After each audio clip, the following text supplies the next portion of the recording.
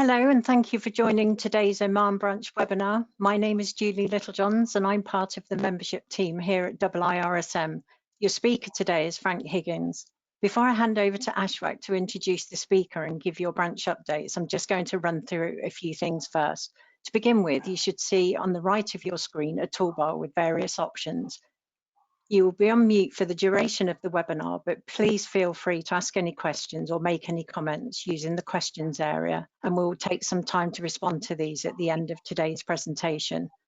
If you need any support using GoToWebinar, the I symbol will take you to the support site. Finally, this webinar is being recorded, and a copy of the recording will be placed on the IIRSM YouTube channel after the event. Okay, that's enough from me. Ashwak, I'm now going to hand over to you.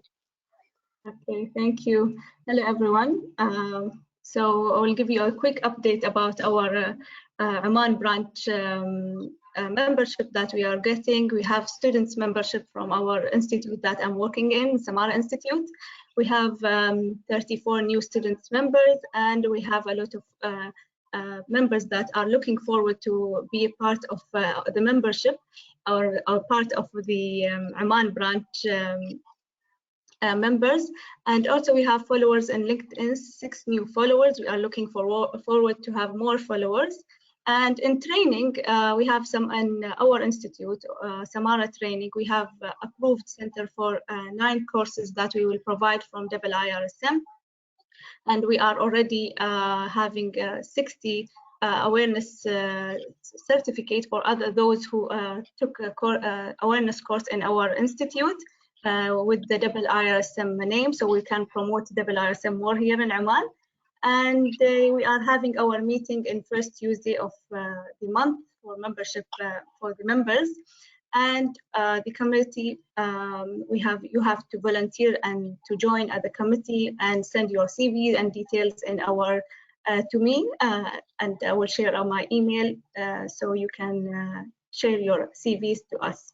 Okay, so this is my part, and now I will go to Mr. Frank to begin. Thank you. Thank you very much. Welcome. Okay, you should see my screen now. Yes. Yep. Okay.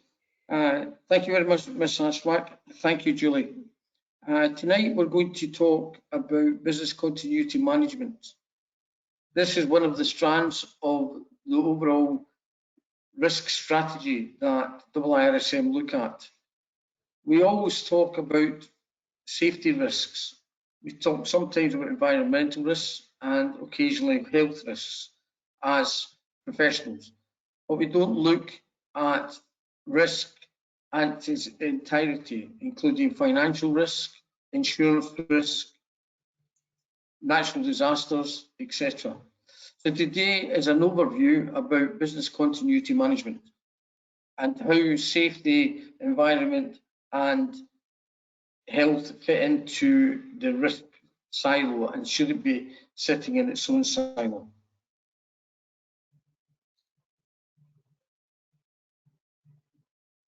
The presentation is a short overview of what business continuity management is. Business continuity management is a vast subject, and if you need more information about it, I'm happy to share any information and any training courses I have on it. We'll look at different disasters that's happened in Oman in recent years, and I'm sure once we look at these, some people were quite horrified, especially when you look at the timelines. And then we'll talk a bit about emergency response and why a good emergency response team can save businesses a lot of money.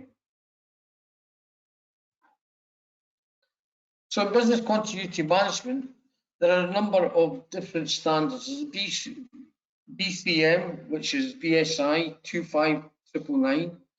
You've got IPOCM, which is Instant Preparedness Operational Continuity Management, which is ISO Pass 22399. And then you have business resilience, where it's a lot of white papers, a lot of work on business resilience. Organizational resilience, the same, a lot of studies that you can look at.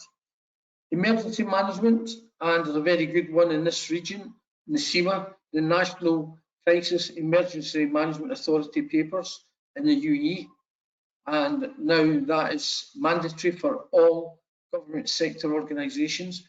They must have a business continuity management plan. And then we have crisis management.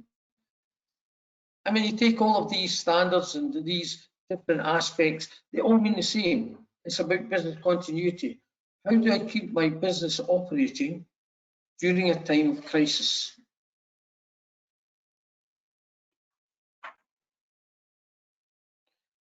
Business continuity management is a holistic approach, and it identifies the impacts and aspects within your business and the effects it can have.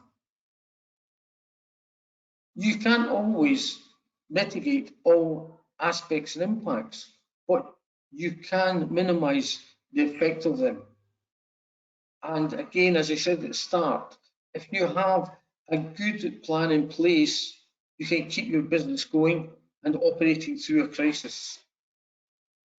What we'll discuss today is a basic framework for building resilience and capability into an effective response plan.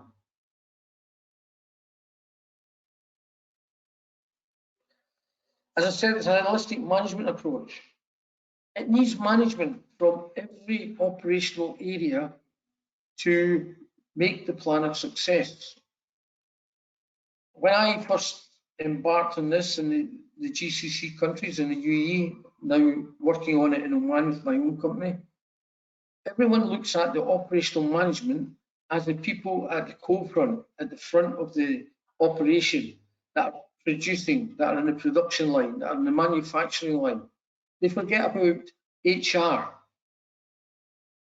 One of the things that is quite well known in business continuity management is lack of succession planning. So suddenly someone leaves the organisation because of ill health or for any other reasons. There's no plan to replace them with the right quality, the right calibre of person to continue that operation. And yes, we sometimes put people in from within the organisation as a short-term gap, but we don't actually know if they have the correct skill set to make that next leap into a more senior position. It identifies the potential impacts that your business has.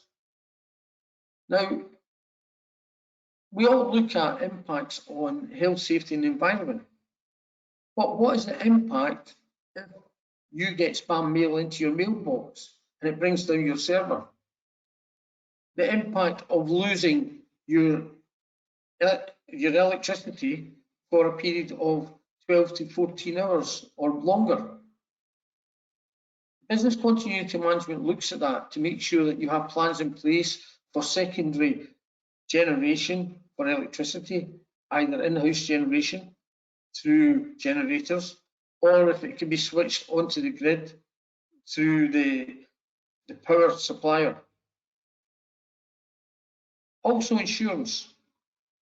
If you look at your impacts and you don't manage your impacts, one of the things insurers look at, and one of the things I offer insurers, is my aspect and impact registers, my hazard registers, to show them with a supporting document how we manage our impacts, how we manage our risks, so that it will lessen our insurance impact when it comes to cost. Later we will talk about the different levels of insurance, and there's 4 strands to insurance, and we'll go into that in more detail. The framework for resilience and response capability. In any crisis, you have to be resilient. And if you're resilient, you'll be able to respond accordingly. It's not always the easiest thing at the time of a crisis to get your plans 100% operational. In fact, most operations don't. You're looking at 30% operation and then building it over a duration of time up to 100%. And again, we will talk about this, how the incident happens and what you should do in each step of the incident. And you safeguard the interest of your stakeholders. A perfect example of this is if you have an incident, and with social media now, it is so easy to send something out, and if your stakeholder, your board of directors, or the environment agency, or your insurers get a ping that something's happened in your company, it will set alarm bells ringing. And it may be it's fake news, but you still have to manage it. It could be something that's happened, but it's not as bad as what's reported. So you have to safeguard the interests of your stakeholders. You have to have a communications plan to communicate and bring down any negative impact on your business.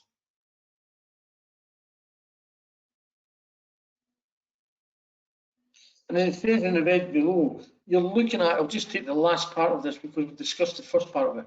You're looking for an immediate, effective response to a major incident. So the three words there, immediate, effective, and major. Immediate response, what can I do now? Immediately. You can't do everything. You have to have plans to state what you're going to do for each different incident. These plans have to be tried and tested, so they have to be effective. There's no good having plans and they sit in the bottom drawer and no one looks at them. And it's got to be a major incident. It's something that's going to cost the business either customers, money, or major loss of production.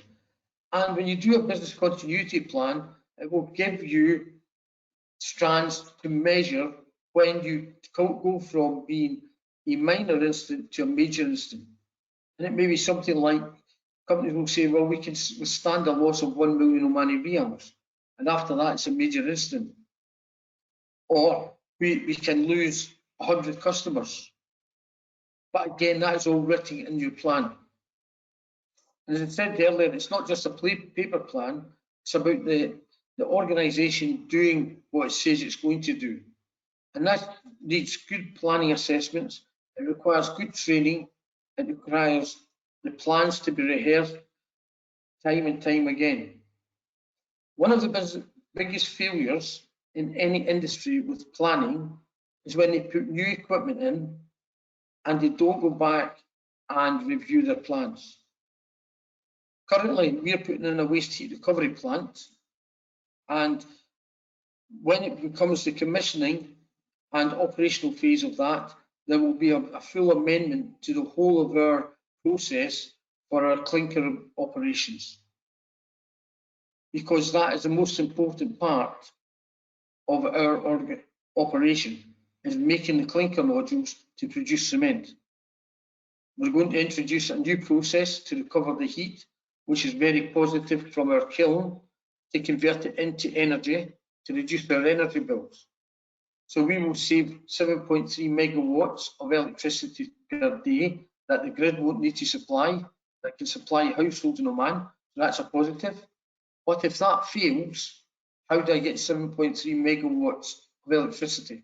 It's a lot. Sorry, not per day, per hour.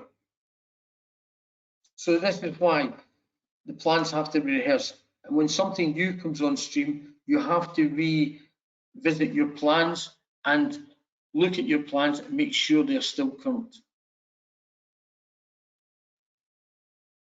We spoke about insurance. These are the 4 strands that insurance look at. You can tolerate the risk. So as the business, you know there's a risk there. You're not going to insure that risk. You will tolerate it. So you'll accept the risk and continue your business. You can transfer the risk, so you can transfer it to an insurance company. You can outsource it to a third party. But as it says there, not all risks are transferable. So again, when you look at your risks, you have to look at your current insurance policies and see what you are insured for. And the easy one is everyone will be insured for fire. However, if you have a lot of incidents of fire, the insurance company may go back and say, I'm sorry, we're not insuring you. So therefore, they will tell you, you have to self-insure. So this is all part of looking at your risk matrix. Outsourcing the risk.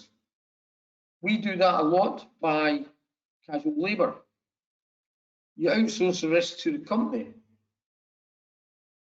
The risk of the people turning up for work is on the manpower provider. However, the risk when they're in my factory for safety is my risk. I can't transfer that risk. So you have to look at your manpower side, and if those manpower don't turn up, where can you get the resources to fill the gap? And these are just two examples. There are more examples you can get into. Leasing of vehicles. The risk of if you have leased vehicles, who's liable for the insurance? Does it come under your company insurance, or does it come under the leasing agreement? If it comes under the leasing agreement, how much extra are you paying? If you have heavy plant, what is the risk if something goes wrong with heavy plant and you can't get readily available in Oman certain plant, especially in southern part of Oman, down in Salalah, where we've got lots of dozers, lots of front end loaders in operation. They're not readily available to go and just phone a company up to get one of these machines. Terminate. You can change the process, you can suspend the process, or terminate the process, and therefore you minimize the risk or you eradicate the risk completely. You can treat the risk, and this is where business continuity comes in. So you've looked at your risk, and the risk is currently high or catastrophic, depending on what you use in your matrix. Once you look at your risk, you look at ways to reduce that risk to a tolerable risk. And then you put in the measures for risk reduction. And again, when you do that, you should update your insurers to tell them that we had this risk during your last insurance survey. However, since your insurance survey, we've done this, this, and this. And then at the next round of insurance visits, you should be asking for a reduction in your insurance premium. So those are the four risk categories. Sorry, four insurance categories that insurers look at. So this is what happens in business continuity management. You're operating and then suddenly there is an event, a disruptive event. Something happens. At that point in time, we don't know the full facts, but something's happened in our process that's caused disruption. Then we have the time from when the incident happened to the time to we start recovery. And that should be the shortest time possible. And as I said earlier, don't look at where businesses make mistakes trying to get 100% recovery. You can't. You will get maybe 20%, 30% recovery, but you're still operating. And that's what you're looking at, is continuing operation, albeit at a lesser volume. So you have mitigation and preparation that you've looked at. Then you have the response. The response will determine the time lapse. Good responders who are well trained, highly knowledgeable about your processes, will bring your business back into line very quickly.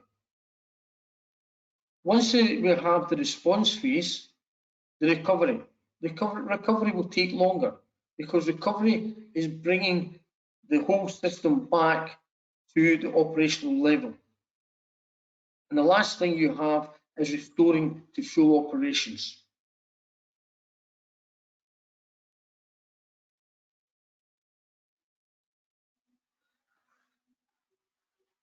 So BCM, it creates a competitive disadvantage.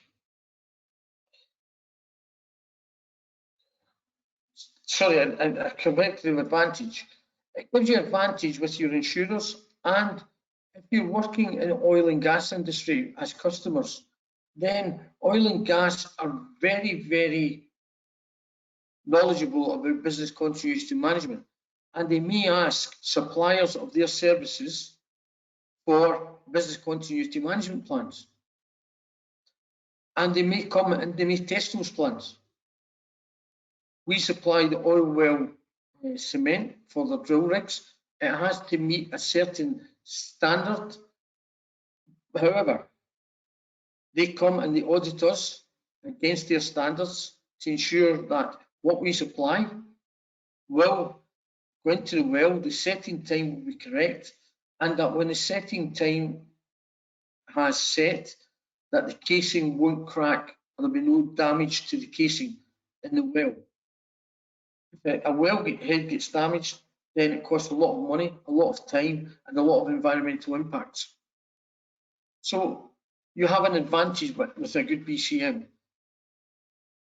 It enhances the image of the company, and it gives your suppliers confidence and your stakeholders that if something happens, you have the right mechanism in place to overcome disasters. And we'll talk about Oman disasters later. It helps you fulfill your moral responsibility to protect the employees and the community. Taking chemical industries, if you live near a chemical establishment, then one of the things as a resident I would be asking them for is a business continuity management plan. Because if a chemical facility has a major disaster, it can cause major disruption to the local community through hazardous vapor clouds, which can be moved by the wind, that may cause communities to have to evacuate their properties. It could cause ill health. If it's an explosion, it could cause fatalities in the local community. And as a responsible organisation, you should be forthcoming to the community and give them the information that they request. In one of my previous jobs, we used to have community liaison meetings every month with the community liaison team and discuss everything that we've done openly and on the table. And these are very good because someone from the community going and speaking to the local population rather than industry has got more clout, much more. They will listen to their local friends and relatives more than they'll listen to someone from the company that's going thinking they're putting spin on it. It enhances your recovery time to get back to where you were with the operations, which then assist you in getting back to your financial. It minimises your losses, it minimises the changes in your market, loss of customers. Fines, massively important because some big disasters have many millions of pounds, dollars worth of fines. You also need to look at your supplier. Business continuity, what happens if it's your supplier that has the disaster? How do they supply goods and services to you to keep your operation going? For an example, in my industry, if my kiln shell cracks, it costs about 900,000 riyal, and it will take a lead time of anything between 14 to 18 months to get a new kiln shell. Can I repair the kiln and still run it? Or do I have to stop a kiln? But I should have plans in place. And do I have 900,000 riyals, approximately 1.8 million pounds, just sitting there ready to buy a new kiln shell? So the whole business continuity looks at every strand of your business. It reduces exposure to civil and criminal liability. Now, in Oman, there is, like the UK, there is civil liability and there's criminal liability. And if you cause criminal damage, you can either have imprisonment, fines, or if the labour organisation decide, they can stop your operation, again through the courts. So they can either cease your operation, that's prohibit the operation from operating or part of the operation, or they can put an improvement notice on, stop part of the operation until you improve what you're doing. And when you get a civil or a criminal conviction, then your insurance will most definitely go up, because it tells the insurer that you weren't controlling your processes. And good business continuity plans reduces insurance costs. One of the things I do, as I said earlier, I give my BCM plans, I give my risk assessments, my hazard studies, my impacts and aspects registers to my insurers. And when I update them, I send them to them. And it reduces the insurance that we pay as a company.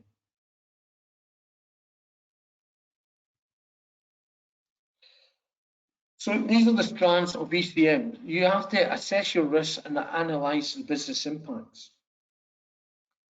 Now, this is a timely process, and you look at the major risks to your company, not the minor risks. What has got a major effect on your company? This has to be agreed with your stakeholders, because you will look at financial.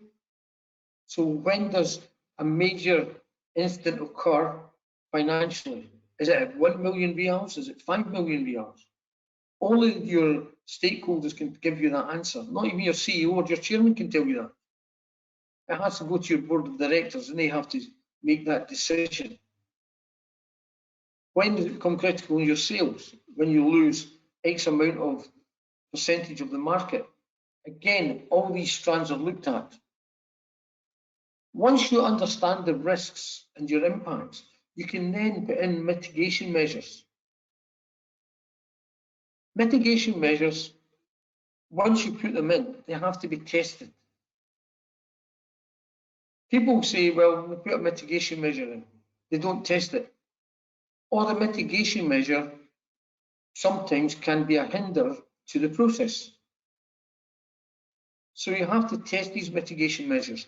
You have to get, as I said at the start, representation from every department to make sure that the mitigation measures you're putting in will work and are not going to cause a problem further down the line. You need to implement a PCM strategy. Very important that you have a strategy.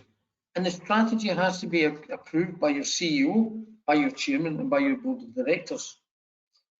And like all strategies, a strategy is a moving feast. It doesn't get made 1 year and it stays there for 10 years.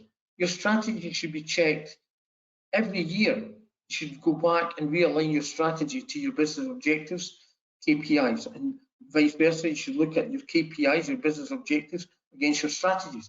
Are they still aligned? You document your strategies. It may be you have an overarching strategy for the business, but each department has their own strategy for their own field of operations, and that will feed into the main business strategy. So for instance, in our organisation, we have got other cement factories and we've got other cement grinding units. So we've got a business strategy that will have the overall encompassing of how many million tonnes of cement per year we have to produce, what our financial projections are. However, I can say that I can lose one cement mill in one of my business units, but it won't affect the overall strategy of the business, but it will affect the strategy of that business unit. So sometimes don't get tied in that you have one strategy at the head of your corporation and that is all you have. You may have to have strategies at each business unit. You've got to test your capabilities. Now, testing capabilities, again, you have to look at every business unit. And once you've got a good business continuity plan, if you've got more than one business unit, then it's good to get the other business units to visit your other factories or your other facilities to test the capabilities, to make sure that it works as it's said. One of the things that we're very bad at as human beings is we don't accept criticism well. We try to defend it. We don't look at it as a positive. Audit is a perfect example of that. When you get given a non-conformance, everybody jumps up and down. Why are we getting a non-conformance? Well, a non-conformance is actually a positive message. Yes, something went wrong, but now you have the leverage to go to management to put it right. Same with your capabilities, testing the capabilities. You find something wrong, you can say to the management, if you don't do this, then this could lead to this impact in our business. Update and maintain our plans. This is something that whenever I've looked at business continuity management plans in lots of different companies, lots of different sectors, they have them, never been reviewed. They sit on a shelf, not reviewed. How do I know they're not reviewed? And it's no good saying, well, the date in the bottom of the document. You read the business continuity management plan, just as you read a risk assessment or other documents, then you talk to the people at the front of the organisation, the people doing the process, and you ask them, do you know about this? And you'll get a blank look and say, never heard of it. Then you take it a stage further. You even go to the supervisors and managers, and they won't even have heard of it, because it was written so long ago, people have forgotten about it. It's not been reviewed, it's not been tested. So spending the effort to write the plan is a waste of time unless you test the plan and unless you maintain that plan.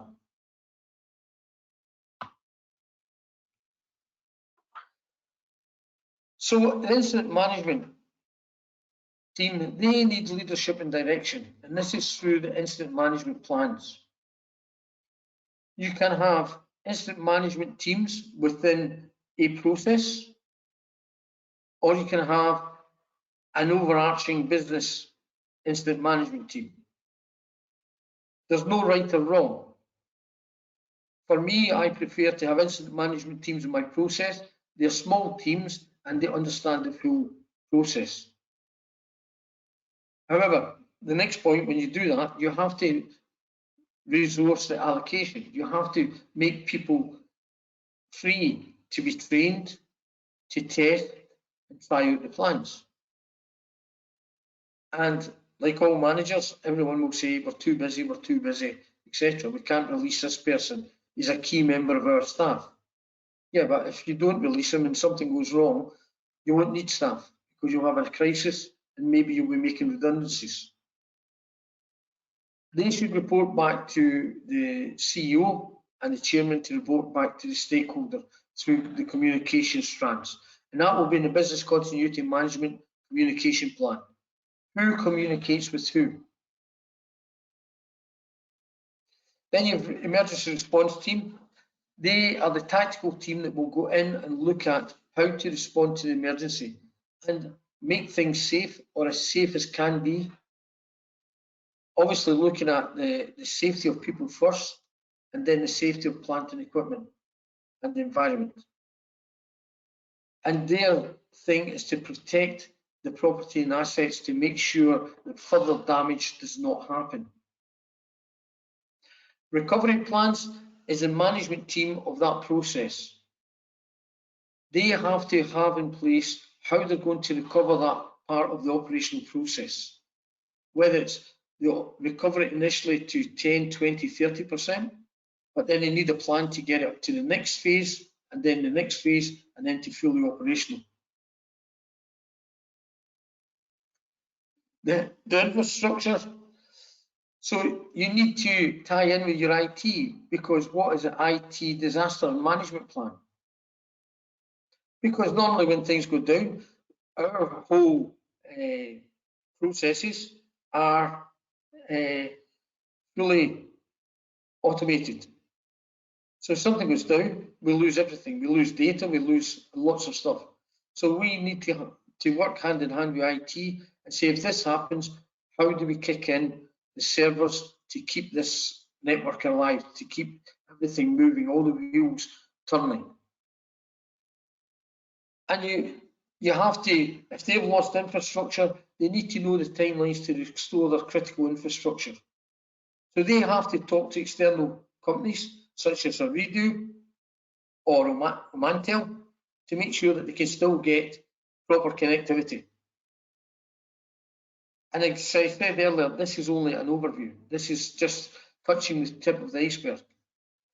To give you a real life experience, I had a 70-metre long conveyor in the UAE, and I called we were getting bad weather, there was a cyclone coming. I called the operations team, the production manager, to run out all those conveyors. He says, run out every conveyor, no material on it. He said to me, stop the kiln. In my industry, stopping the kiln is one of the worst things you can do. I said, I don't care, I know we'll stop the kiln, but stop all the conveyor belts. The production manager chose to ignore my advice, and he ran the conveyor. The rain came and the material on the conveyor started to clog. So it wasn't moving up the conveyor. At that point, instead of stopping, they continued trying to run the conveyor. So they put drag on the conveyor belt. At the same time, the cyclone passed through the centre of the conveyor and it brought a 70-foot conveyor down to the ground.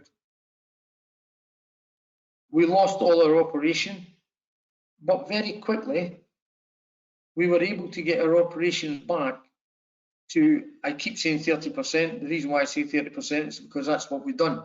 We got it back to 30% after the cyclone had passed by having plans in place to convert the material to other conveyors. We didn't plan on a cyclone hitting. What we thought was that something could go wrong with our main conveyance system, but we had to have a backup. And within a period of 6 weeks, we were back at 100% operation and we lost no customers. We were able to continue our operation, continue to service our customers at the rate which we've done, because we always had a buffer stock of 42 days. And if you equate that back, it's 6 weeks. Why do we have a buffer stock of 42 days? Because normally when you have a shutdown in a cement plant, it's for 42 days. So it's quite fortunate that we had the buffer stocks and the repairs took approximately 6 weeks and we had everything back and running. So fate was with us, a bit of luck was with us, but we had plans. Needless to say, the poor production manager wasn't the flavour of the month and ended up with a very severe warning for not following instructions. We would have lost the kiln for probably 12 hours, and then we could have started back up within 16 to 20 hours because the heat would still be in the kiln. So we wouldn't have even lost 1 day's production, but he chose to ignore the advice, and that's what happened. And that is a true story. So emergency response. These will be shared with you. So the next slide, the emergency response in the workplace, it's a diagram. I won't go through it all because you can go in, get the slides, download them and have a look at them. But this shows you the different elements of the emergency response. And it's very self-explanatory. And this comes from the Institute of Risk Management. Here's a very interesting fact. More than 60% of companies who don't have business continuity management, they conduct a major disaster within 2 years close. And in some, and even less than that, some of them don't even open back up. But on average, they will close within 2 years. So do you want to be one of those businesses that doesn't have a plan and could face potential closure? Bear with me a second, something's happened, I've lost my screen. Oh.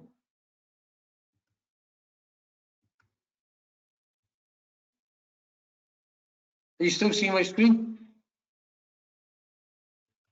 Yes, we can. Right. No? I've lost it for some reason. Just let me try and get my screen back. This went to full screen, so I don't want to go to full screen. Frank, if you click on the blue go to on there, that should bring it back.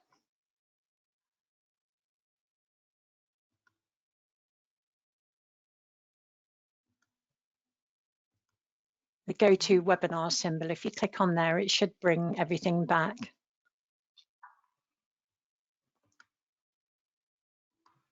Yeah, that's it. Sorted. So any event that impacts employees impacts your operations. And 2/3 of businesses surveyed said they could not maintain normal operations if half their workers were out for 2 weeks. We've just went through a pandemic, and it's very interesting how many businesses lost customers and lost revenue because they could not fully operate, because there are no plans in place. And even then, we had working from home.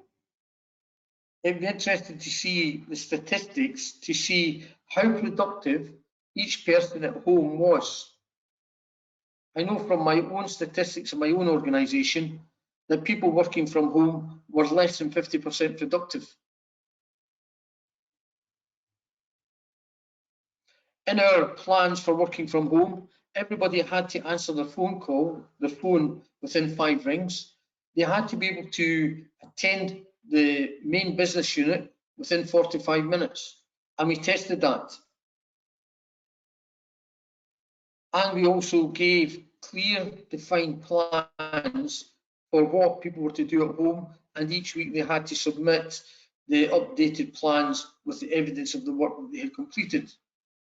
It might sound a bit of a headache, but when we first went into the scenario of working from home, I wasn't chairman of the COVID committee, someone else was, and I saw lots of our people in coffee shops when they should be working.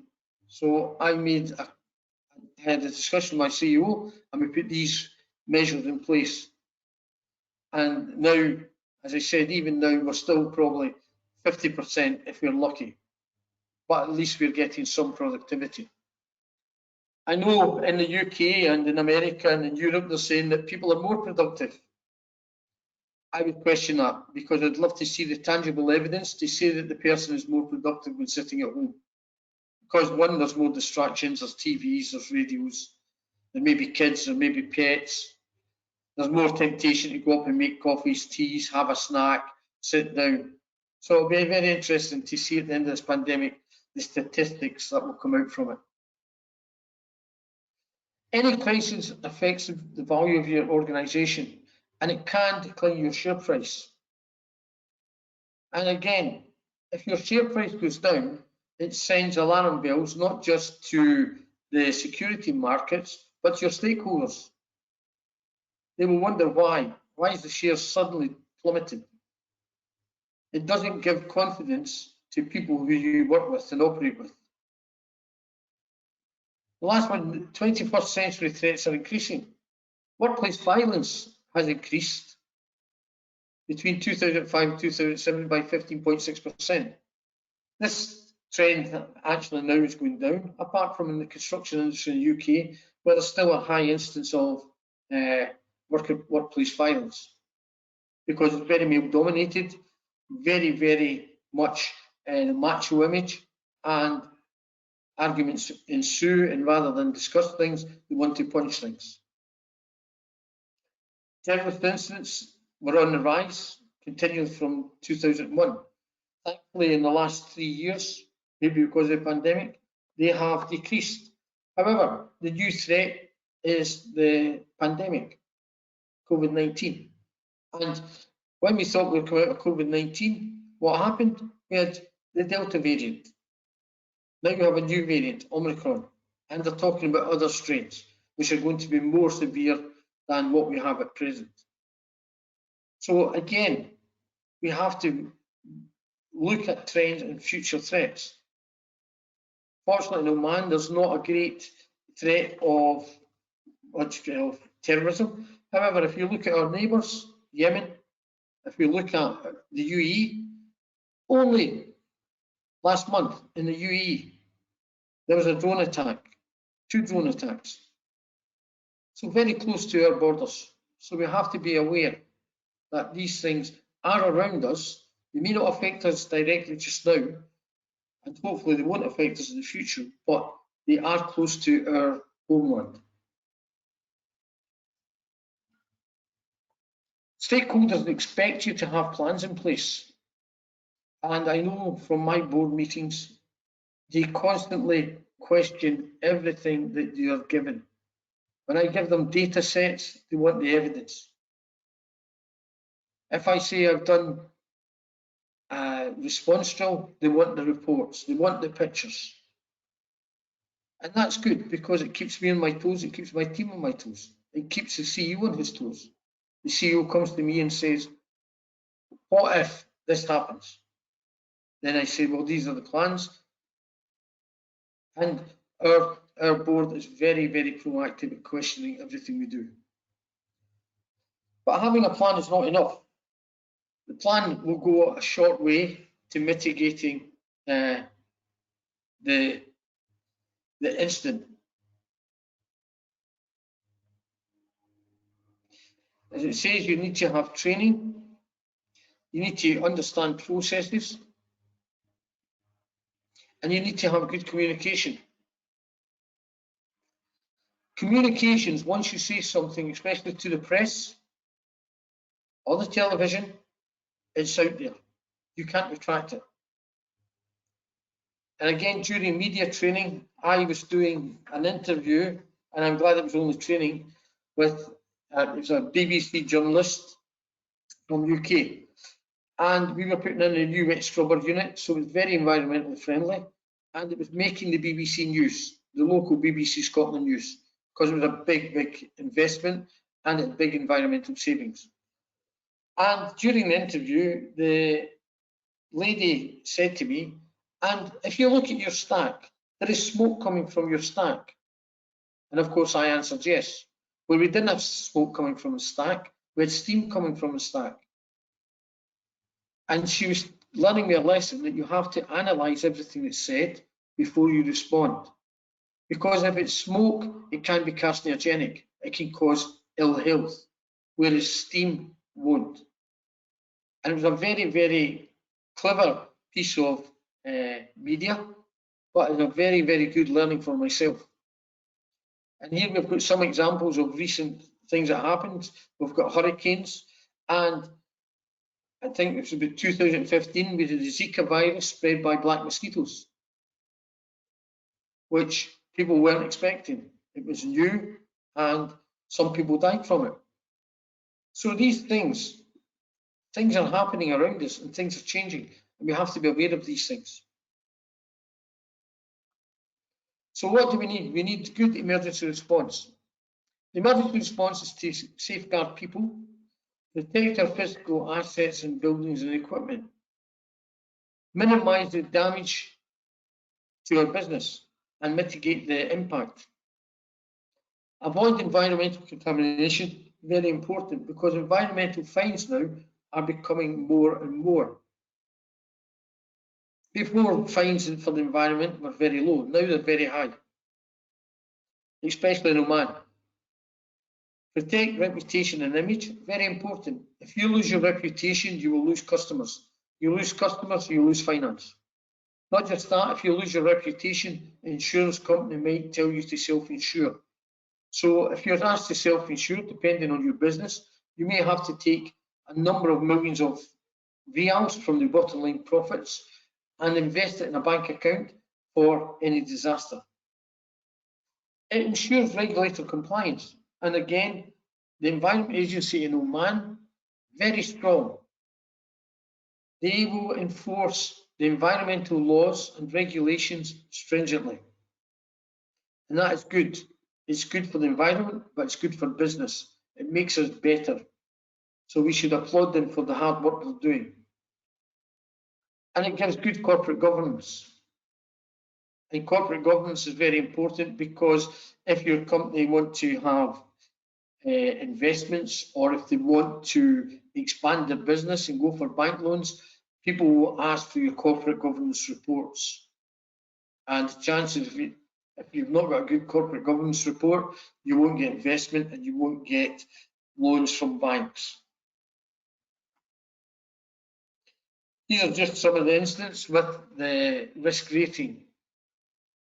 So high and low, just like your risk assessment. I'm not going to go through it, but these are recent disasters, the flooding, fires, collapsing of cranes,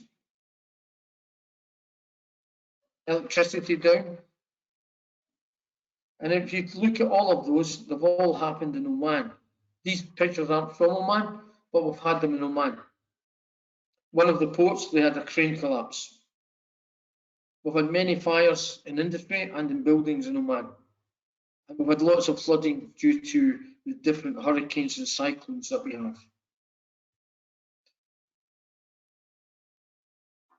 Here are some of the fire incidents and flooding incidents here. So at least 9 people were killed in Oman and Iran on Sundays due to this tropical cyclone Shaheen, which took place on the 4th of October. Thankfully, the eye of the storm didn't go through the area it was meant to go through, which was Sohar, or there to be more devastation. 2 Asian workers were killed in a landslide that hit a housing area. So again, these tropical storms come in, and do we manage them? If I asked most industries for the BCM plan for natural disasters, they won't have one. If you look at the dates in this, 2016, 2021, and 6 days ago, all about fires, all the same message. No fire safety protocols, no fire safety plans. That is the minimum I'd expect, at least a fire safety plan. Lack of safety awareness is a major cause for the 21% increase in industrial fires 6 days ago. It's actually 9 days ago. But this message has been going on since 2016. These are all from the Oman Times.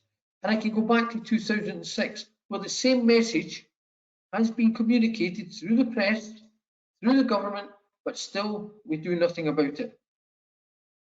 And this is one of the first things that every company should look at, is the fire protection in their business.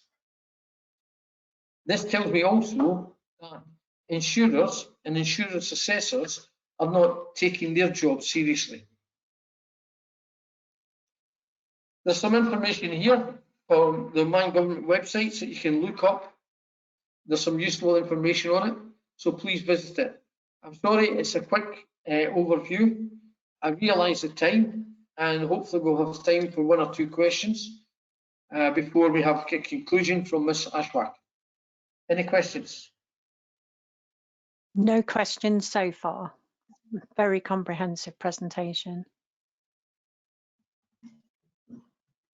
Thank you, Mr. Frank. Thank you, Ms. Ashwak, for inviting me.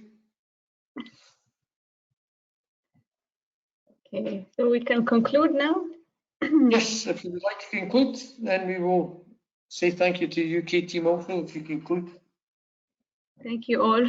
Inshallah, it's a really good topic that we have to discuss about, because we are having these things here in Oman, especially after the corona pandemic and the cyclones that we have. And we had yesterday heavy rain, and that killed 1 person in Matrah. So we have to think about it in a good way. Thank you, Mr. Frank, for that. And thank you, UK team. Inshallah, we'll see you in upcoming things that we will have, or events. Thank you. Thank you. Goodbye. Goodbye. Thank you very much. Thank you, everyone. Thank you.